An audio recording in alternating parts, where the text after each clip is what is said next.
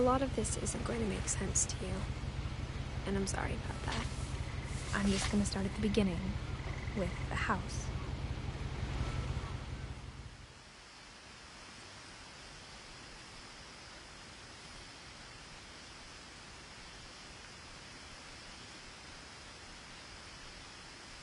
Someone had put up a chain-link fence, but it looked like I wasn't the first person to hop it. My brother Milton disappeared when I was 4. It was like the house just swallowed him up.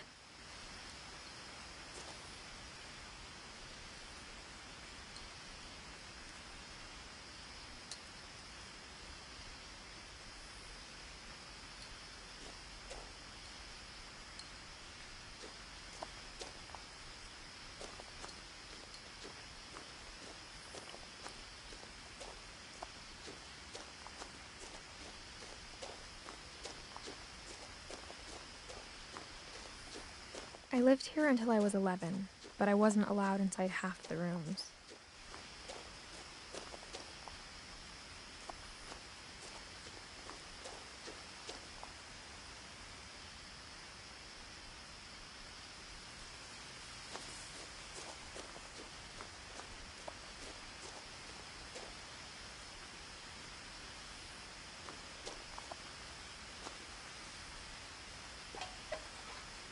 Inside the mailbox were bills from 7 years ago, marked urgent, open immediately.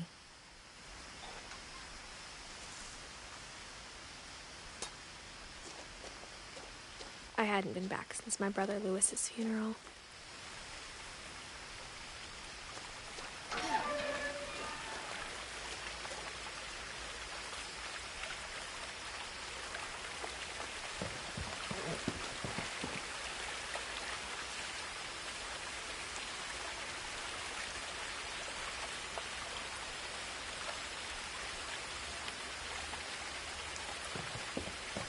In her will, my mother left me a key, but didn't tell me what it unlocked. Maybe she thought I'd know.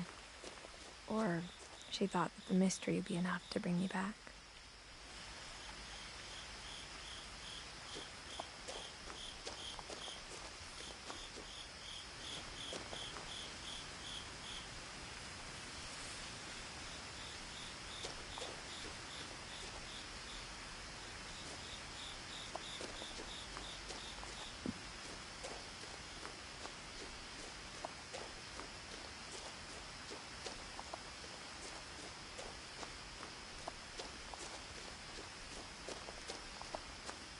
No one had driven this way in a long time, but I saw a few hoof prints.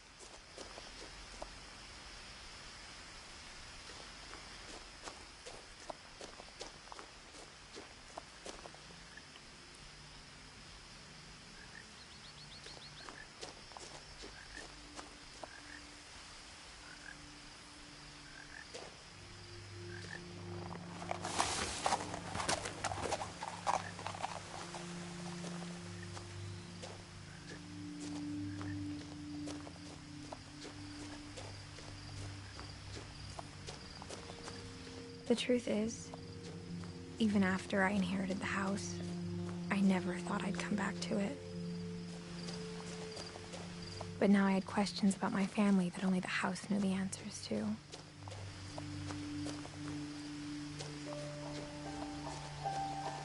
The house was exactly like I remembered it, the way I'd been dreaming about it.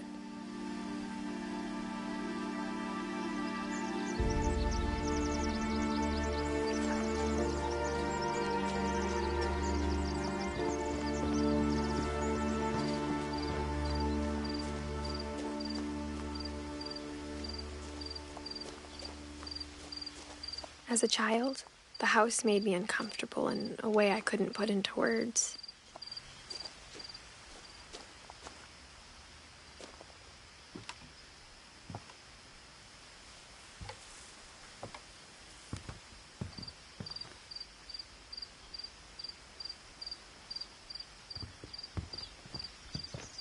Now, as a 17-year-old, I knew exactly what those words were. I was afraid of the house.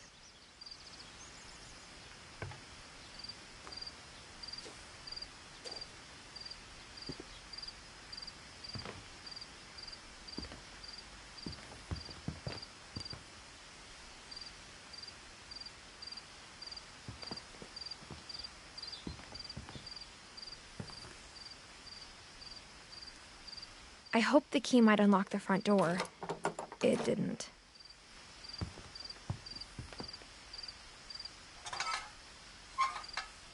Looking in, I felt like the house itself had been waiting for me.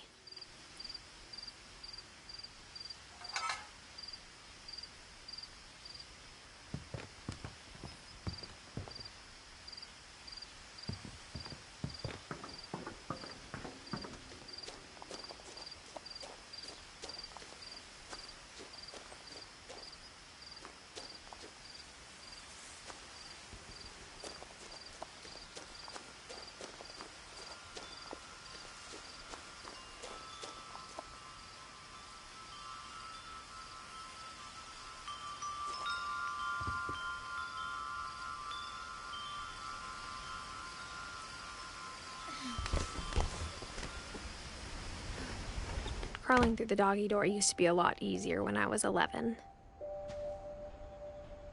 The power had been turned off the night we left.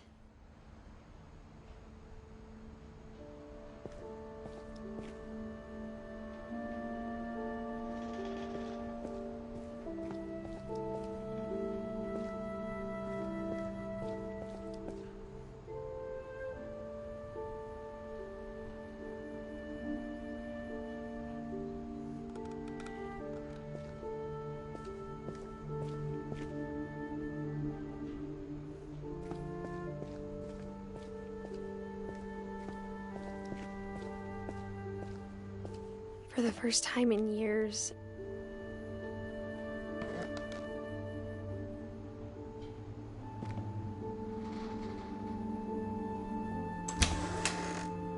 I felt like I was home.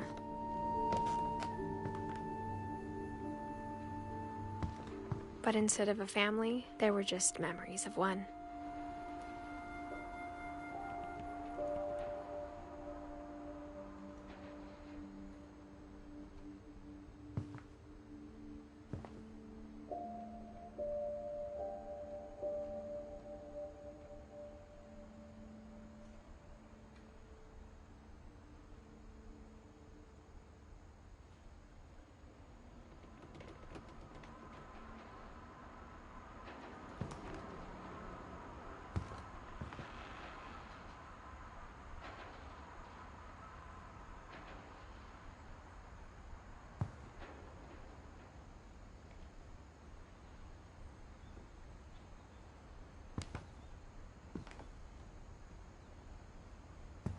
Like how after Lewis started working at the cannery, we all got sick of eating salmon.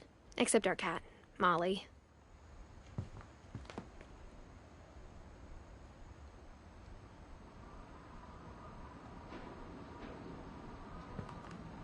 Or how only one restaurant would deliver to our house, so we had Chinese a lot.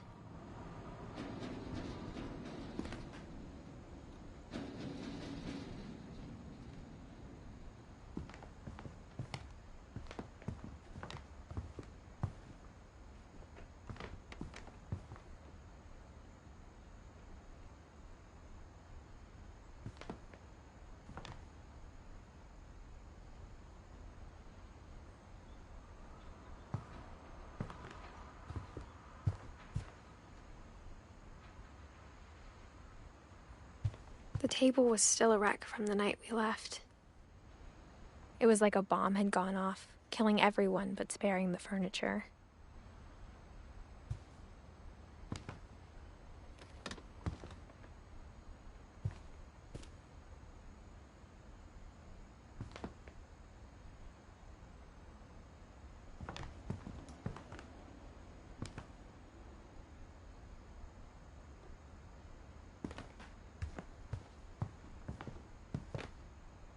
My mom was the only one of us who could imagine Great-Grandma Edie living in a nursing home.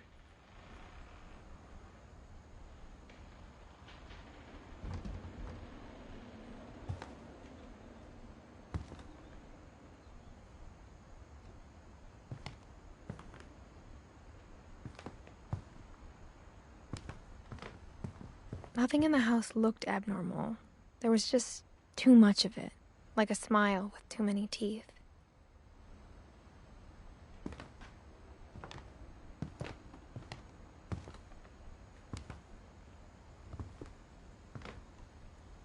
Even the fireplace had a story. Edie told me the bricks came from the original house, after it sank.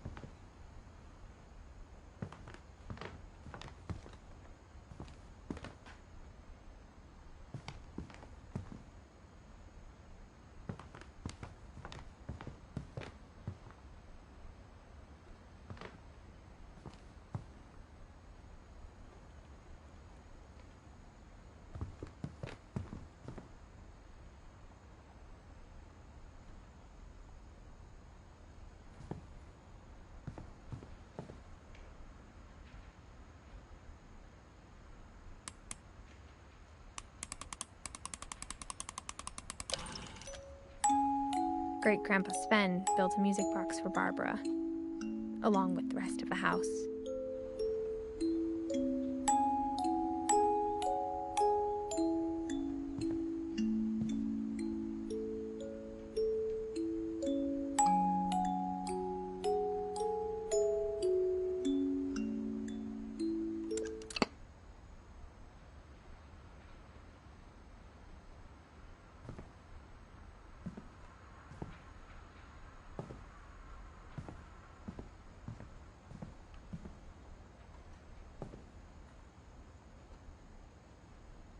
My mom wasn't much of an optimist, but she never stopped believing that my brother Milton was alive.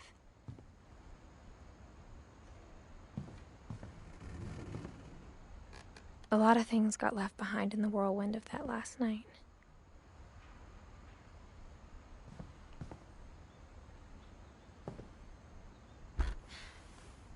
Edie told me once that every Finch who ever lived is buried somewhere in the library.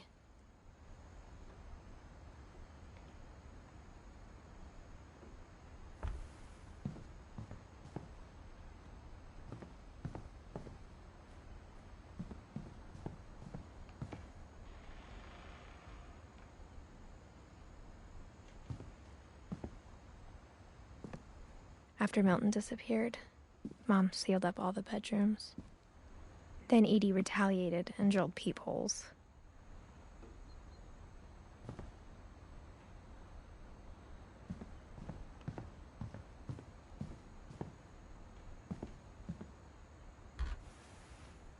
Molly always seemed like a girl I could imagine being friends with, if she hadn't died in 1947.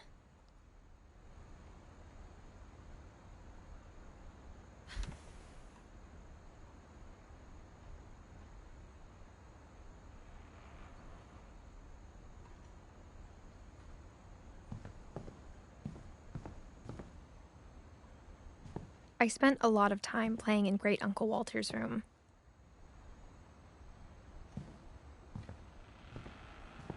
Lewis told me there were secret passages, but I never believed him.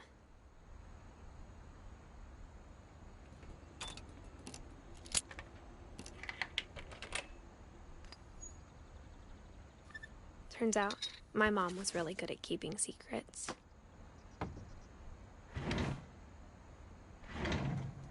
Now it was time to find out what my mom had been afraid of.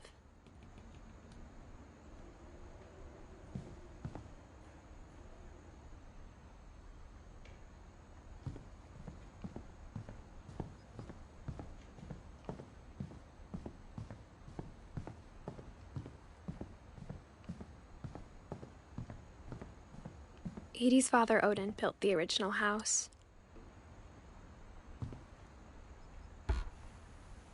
Barbara was a child star for 2 years, until America grew out of it.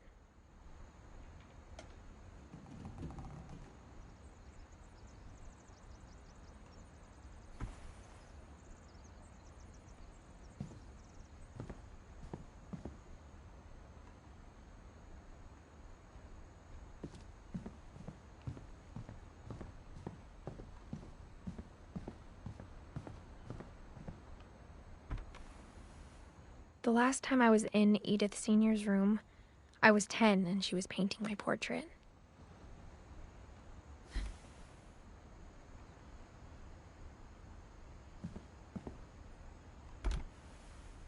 My Grandpa Sam spent 7 years sharing a room with his dead brother, Calvin.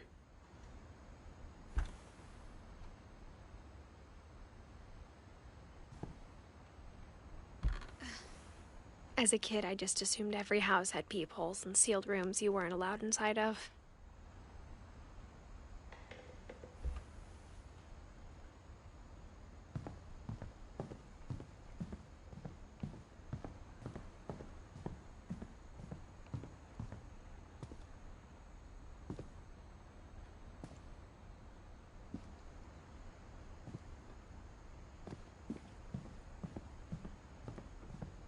Mom always told me to stay out of the basement, so I wasn't too surprised when the key didn't fit.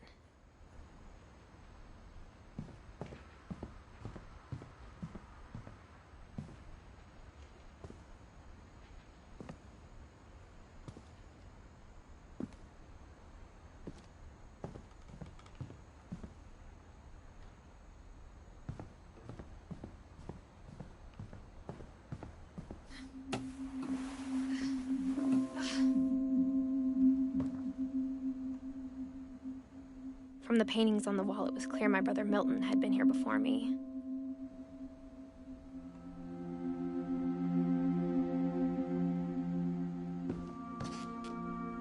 Reading this, maybe it sounds like I had a plan.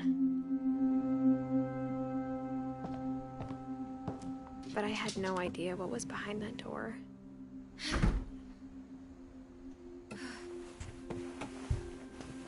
Just like I had no idea where all this was gonna lead.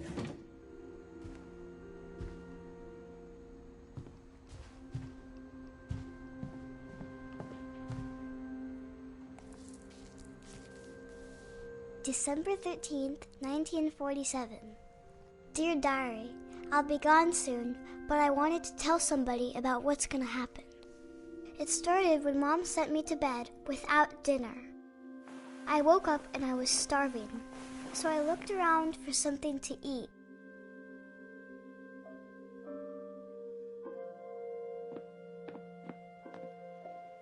My Halloween candy was all gone.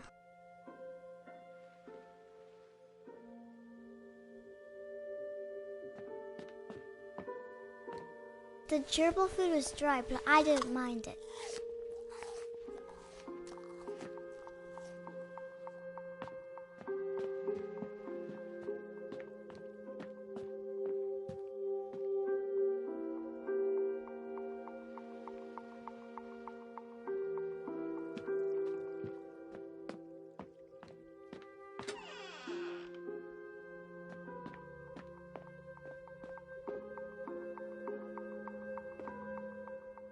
I ate a lot of things that night.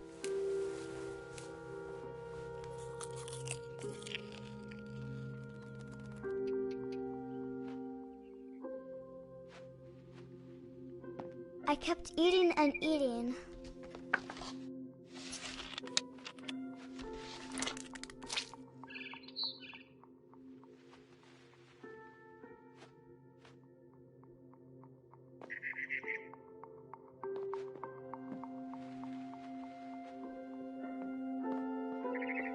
Then I heard chirping outside my window.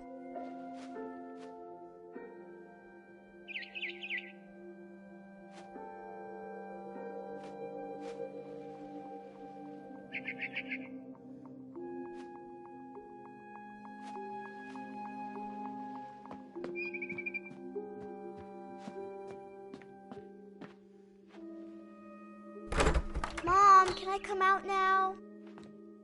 Sweetheart, it's late. Go to sleep.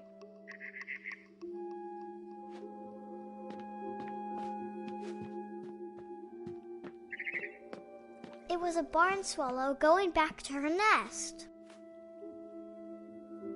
I reached out for her.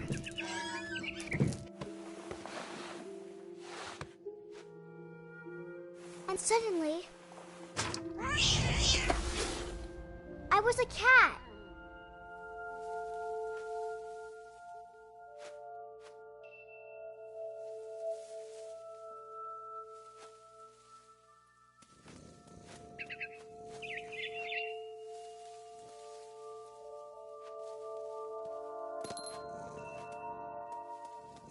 I tried to be quiet, but the bird was really scared.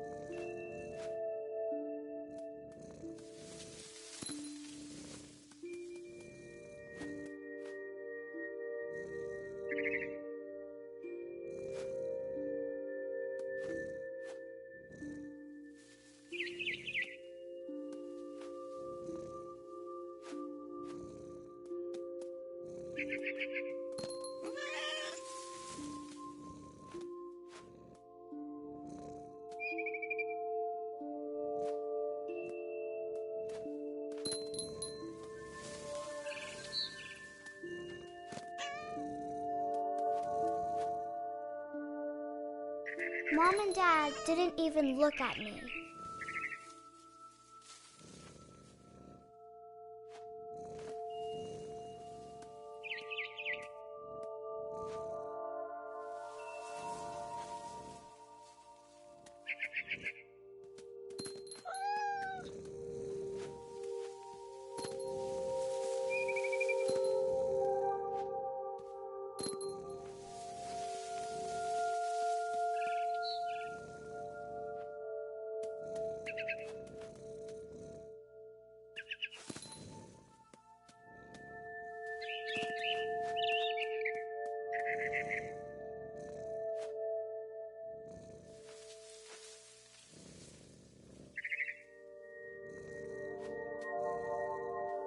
I jumped and I almost got her.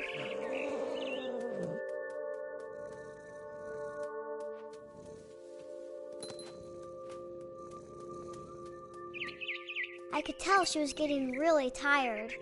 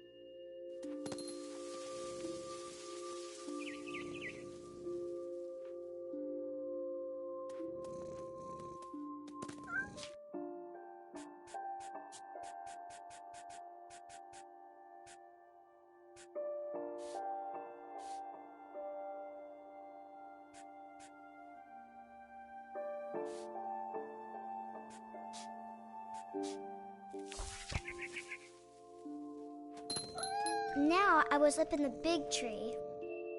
I promised Dad I wouldn't climb it anymore. All I cared about was eating that mama bird.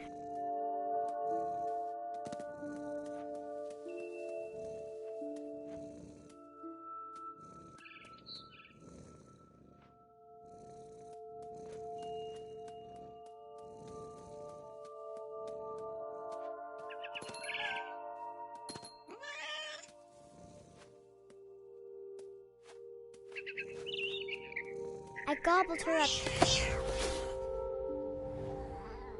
And suddenly, I was an owl. First, all I heard was the wind. Then I heard little teeth nibbling in the grass.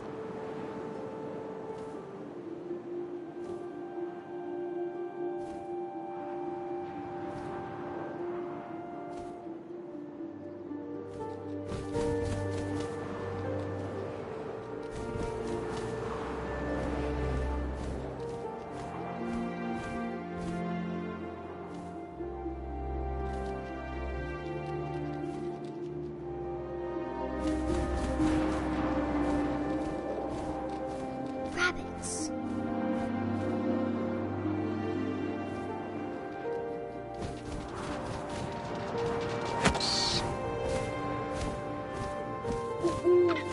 I imagined his face looking up and seeing mine through my talons. I swallowed him up, and I didn't chew one bit. Then I flew off to find something bigger.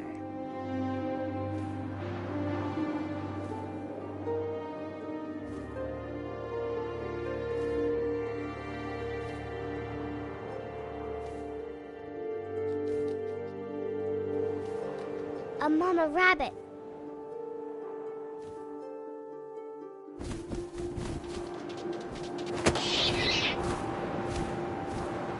She was almost too big to carry. I started choking, but I couldn't stop eating. And suddenly, I was a shark.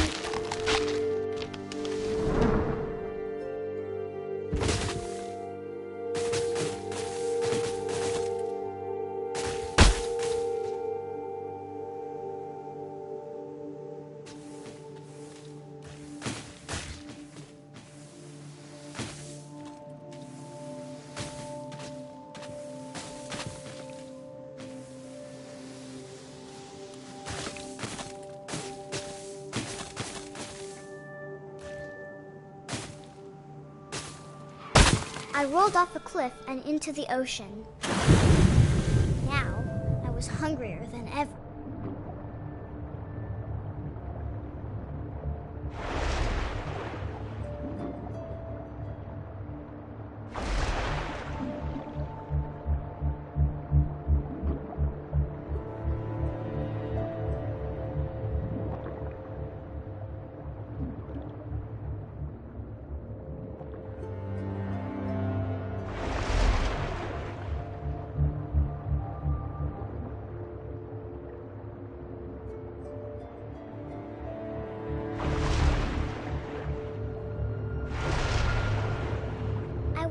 Fat, juicy seals.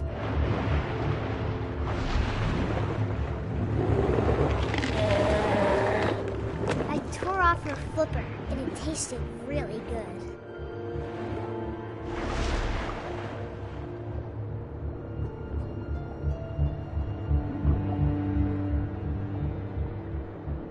I grabbed on tight.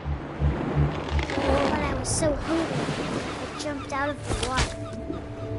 When I opened my eyes, everything had changed.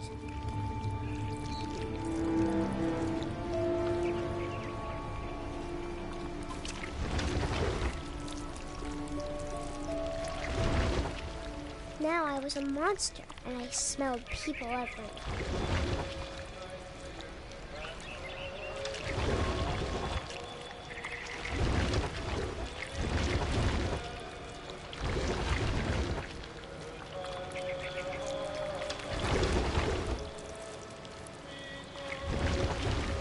I was big, but I moved real quiet.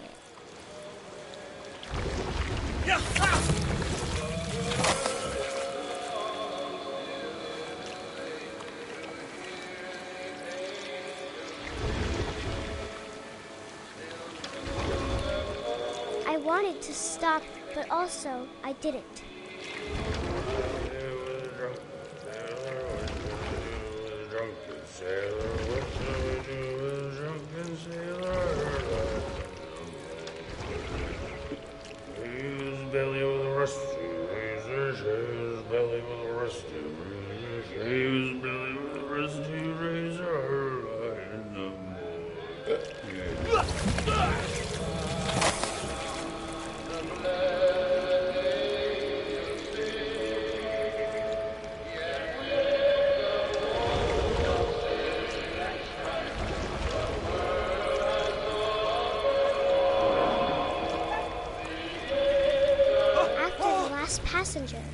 was still hungry.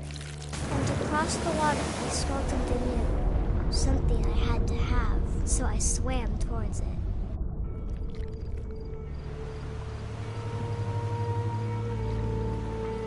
I slithered onto the sand, and the good smell went into an old pipe.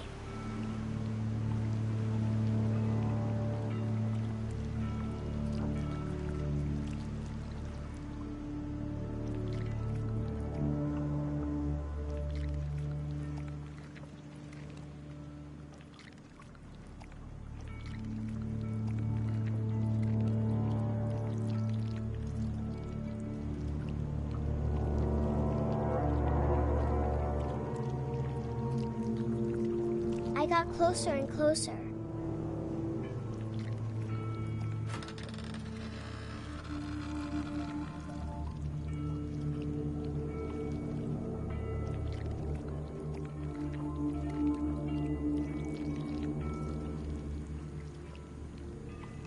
All of my stomach started growling.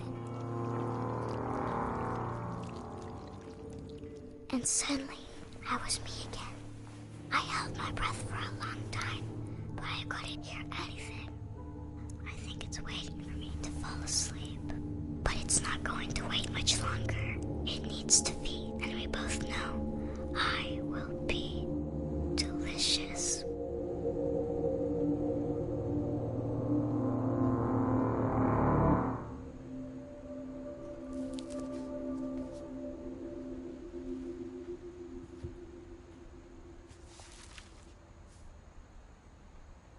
I'm not sure if I believed all of that, but I'm sure Edie would have.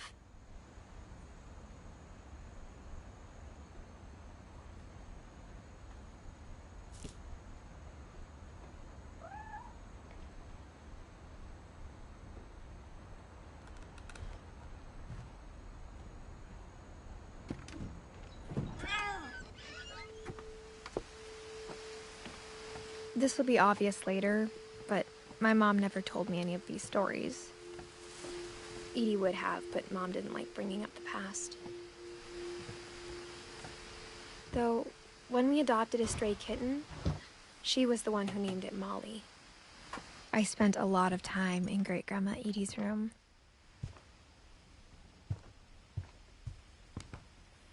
One summer, they evacuated the island, but Edie refused to go. For a few weeks, she was a celebrity.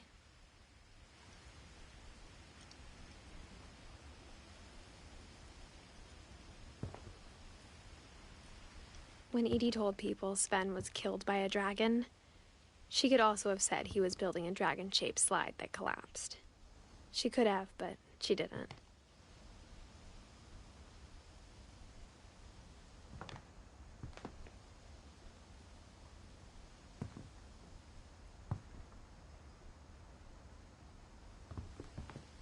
Even in her 90s, sometimes Edie seemed a lot younger than my mother. The only trace Grandpa Sam's first wife, Kay, left on the house was the pink bathroom. It was a pretty big trace.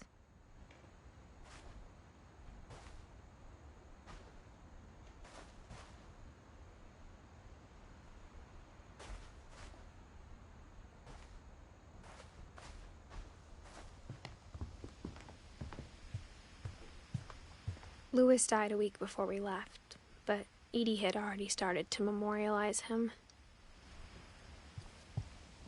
Her room was like a museum.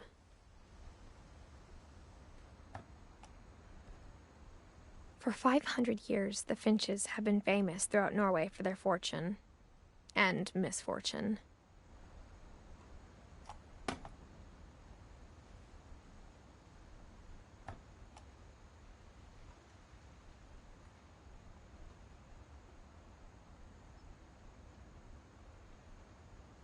Odin Finch buries the latest victims of the family curse, his wife Ingeborg and their newborn son, Johan.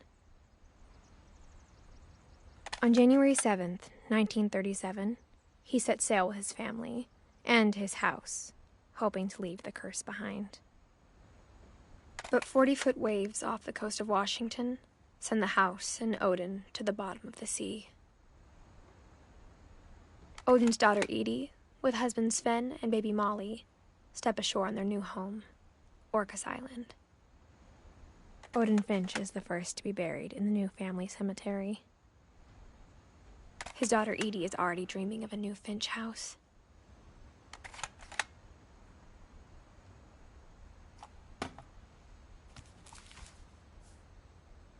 Whatever's wrong with this family, it goes back a long ways.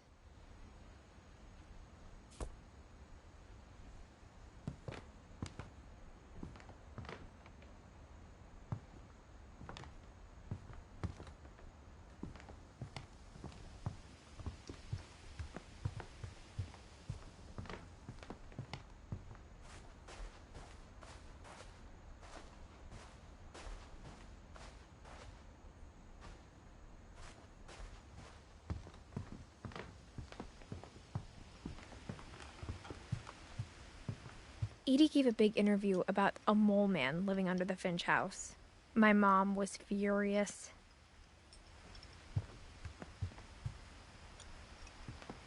Edie knit me a new pair of gloves every year, just in time to replace the old ones. Great-grandma had always been the family's biggest fan.